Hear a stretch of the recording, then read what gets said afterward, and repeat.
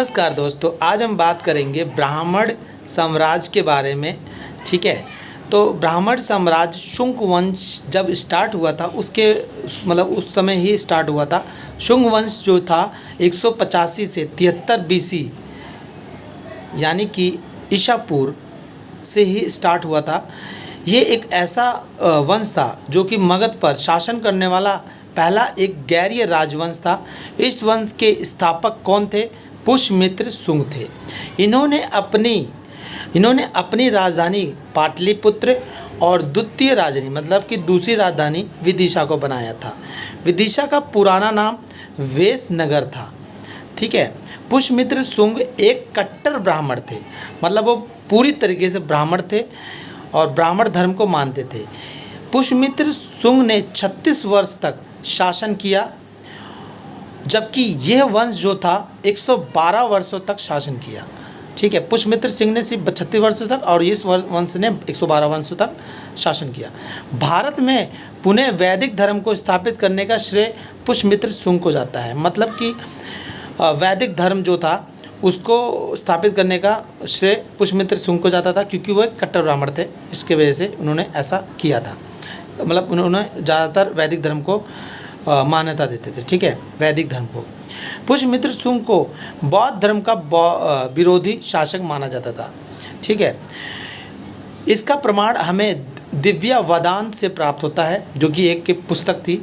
हालांकि इनके काल में कई बौद्ध विहार का भी निर्माण हुआ था, मतलब कि जहाँ पर बौद्ध के घूमने की जगह मिल जाती है, मतलब कि जहाँ पर बौद्ध की चीज़ें होती हैं वहाँ पर लोग जाके घूम सकते हैं, बौद्ध के बारे में जान सकते हैं। तो इन सब चीज़ों का मतलब बौद्ध विहार का निर्माण हुआ था। इसने बहुत सारे बौद्ध स्तूपों तथा मठों को ध्वस्त कर दिया था, जिसकी वजह से ही इसको बौद्ध धर्म का विरोधी शासक माना जाता था। ठीक है, पुष्यमित्र शुंग ने मध्य प्रदेश के सांची स्तूप था, जो कि बौद्ध धर्म की एक स्तूप होता था, तथा मध्य प्रदेश की सांची स्तूप की खिड़कियों को तांबे का करवाया था, तथा बरहुत ये स्तूप जो होता है वो बौद्ध धर्म का होता है। बरहुत स्तूप की खिड़कियों को पत्थर का करवाया था। तो इसको ध्यान रखना है आपको। पुष्यमित्र शुंग ने मध्य प्रदेश के सांची स्तूप की खिड़कियों को तांबे का करवाया था और बरहुत स्तूप की खिड़कियों को पत्थर का करवाया था। ठीक है, पुष्यमित्र शुंग के काल में अशोक द्वारा निर्मित सांची यों बरहुत स्तूप का आकार दुगना कराया गया था। अशोक के काल में जो निर्मित हुआ था सांची यों बरहुत स्तूप, उसको पुष्यमित्र शुंग ने दुगना करवाया था, तथा वर्तमान में सांची के स्तूप का जो स्वरूप है, मतलब जो इतना बड़ा स्वरूप है, वह पुष्यमित्र शुंग के काल का ही देन है। पुष्यमित्र शुंग ने ही उसको इतना बड़ा करवाया था। बौद्ध चैत्य भवन का निर्माण इसी वंश के समय हुआ था। बौद्ध चैत्य एक भवन था, एक बौद्ध की जगह थी, जिसका निर्माण किसने करवाया था? इसी वंश ने करवाया था। ठीक है, और इस मतलब शुंग वंश ने ही करवाया था। ठीक है, इसके समय बौद्ध पुस्तक चातक ग्रंथ की रचना हुई थी। इसी वंश के समय ही बौद्ध पुस्तक चातक ग्रंथ की रचना हुई थी। तो ध्यान रखना, इसके समय पे चातक ग्रंथ की रचना हुई थी। पाणिनि जो कि एक लेखक थे, अष्टाध्यायी व्याकरण ग्रंथ जो थी जिसकी रचना की थी इसी समय पर। मनु ने मनुस्मृति लिखा था इसी समय पर। मनु भी एक लेखक था। गर्गी ने गर्गी संहिता लिखा था इसी समय। ठीक है, जब शुंग वंश चल रहा था। जिनसेन ने हरिवंश की रचना किया। ठीक है, इनके काल में कुल मिलाकर 2 युद्ध हुए थे। मतलब शुंग वंश में टोटल 2 युद्ध हुए थे। पहला युद्ध विदर्भ का युद्ध और दूसरा युद्ध यवन आक्रमणकारी का युद्ध हुआ था।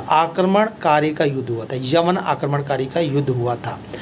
विदर्भ में चल रहे, मतलब एक जगह का नाम है, विदर्भ में चल रहे उत्तराधिकारी के युद्ध का लाभ उठाकर इन्होंने क्या करा था? विदर्भ में चल रहे उत्तराधिकारी आपस में जो उत्तराधिकारी थे, मतलब जो इनका राज्य था, आपस में लड़ रहे थे, का लाभ उठाकर पुष्यमित्र शुंग ने अग्निमित्र के नेतृत्व में सेना भेजा। अग्निमित्र जो कि उसका बेटा था, उसके नेतृत्व में सेना भेज दिया, जिसमें अग्निमित्र क्या हुआ? विजयी हो गया था। ठीक है, विजयी हो गया। इसकी जानकारी कालिदास की रचना मालविक अग्निमित्र से मिलती है। मतलब कालिदास ने जो पुस्तक लिखी थी उसमें ये लिखा हुआ था, जिसके बारे में हमें जानकारी मिलती है। कुछ बातें और भी हैं, जैसे कालिदास की पुस्तक मालविकी मित्र में अग्निमित्रियों मालविका का प्रेम प्रसंग की चर्चा है। ठीक है, किसकी चर्चा है? अग्निमित्र और मालविका का प्रेम प्रसंग की चर्चा है। ठीक है, ओके। इसके समय 2 यवन विदेशी आक्रमण भी हुए थे। ठीक है, दोनों ही यवन आक्रमण को पुष्यमित्र शुंग ने अपने बेटे अग्निमित्र द्वारा विफल कर दिया था। ठीक है, यवन आक्रमण विदेशी आक्रमण हुए थे। यवन आक्रमण जो कि विदेशी आक्रमण थे, दोनों ही यवन आक्रमण को पुष्यमित्र शुंग ने अपने पुत्र अग्निमित्र द्वारा विफल कर दिया था। ठीक है, पुष्यमित्र शुंग का बेटे का नाम क्या था?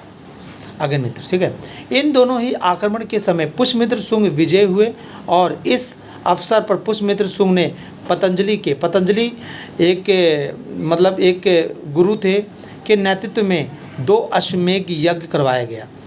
यूँ अपने राजधानी पाटलिपुत्र स्थानांतरित करके विदिशा को बनाया। उन्होंने क्या करा था? पाटलिपुत्र उनकी राजधानी थी, उसको स्थानांतरित करके उन्होंने क्या करा था?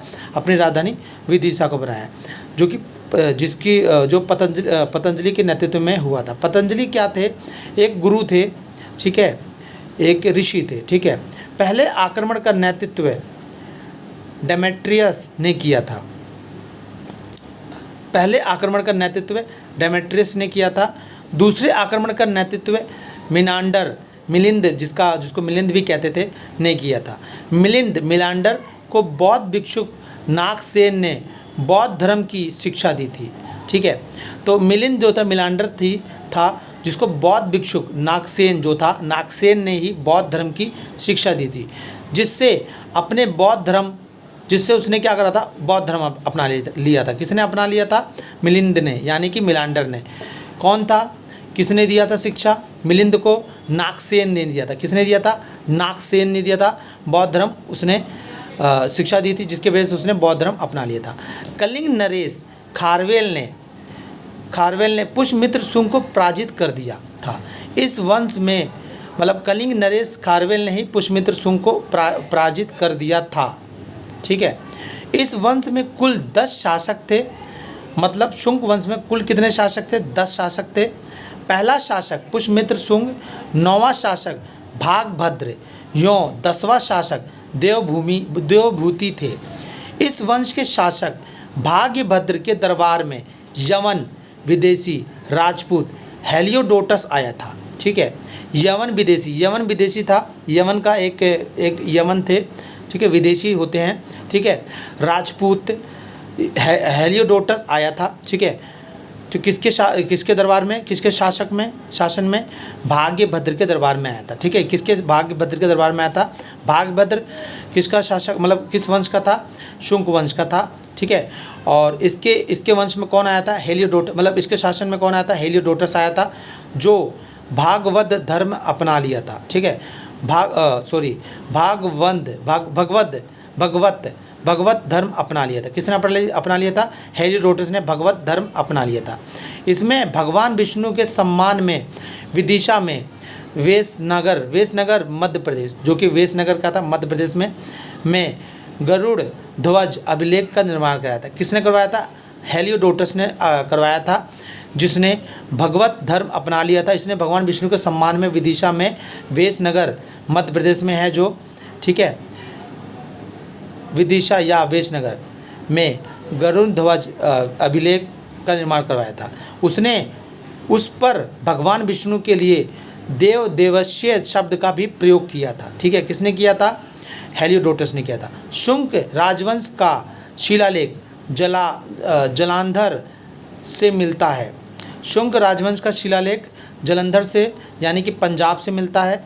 इस काल में संस्कृत भाषा का सर्वाधिक विकास हुआ था। ठीक है, संस्कृत भाषा का ही सर्वाधिक विकास हुआ था, इसी काल में हुआ था।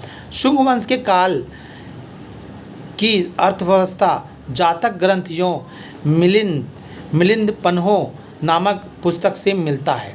ठीक है, मिलिंद पन्हो उसकी अर्थव्यवस्था जातक ग्रंथ से और मिलिंद पन्हो नामक पुस्तक से मिलता है। तो याद रखना है आपको, उसकी अर्थव्यवस्था की जानकारी किससे मिलती है? जातक ग्रंथ से और मिलिंद पन्नो नामक पुस्तक से मिलती है। इस वंश के 10वें यो अंतिम शासक देवभूति थे, जिनकी हत्या उन्हीं के मंत्री वासुदेव ने करा दी थी और उसके स्थान पर कण्डव वंश की स्थापना कर दी। कण्डव वंश ज़्यादा कुछ नहीं किए थे, ठीक है, और इनकी मतलब कण्डव वंश ने ज़्यादा कुछ नहीं किया था। तो वासुदेव जो कि मंत्री थे, किसके थे? देवभूति के थे। तो 10वें शासक थे, किसके थे? शुक वंश के, जिसकी हत्या किसने कर दी थी? वासुदेव ने।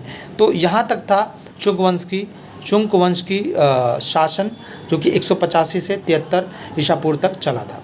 और हम नेक्स्ट करेंगे कण्डव वंश, जिसके बारे में ज़्यादा कुछ है नहीं, ठीक है दोस्तों। तो वीडियो को लाइक करना, सब्सक्राइब करना और बेल आइकन को दबाना मत भूलना।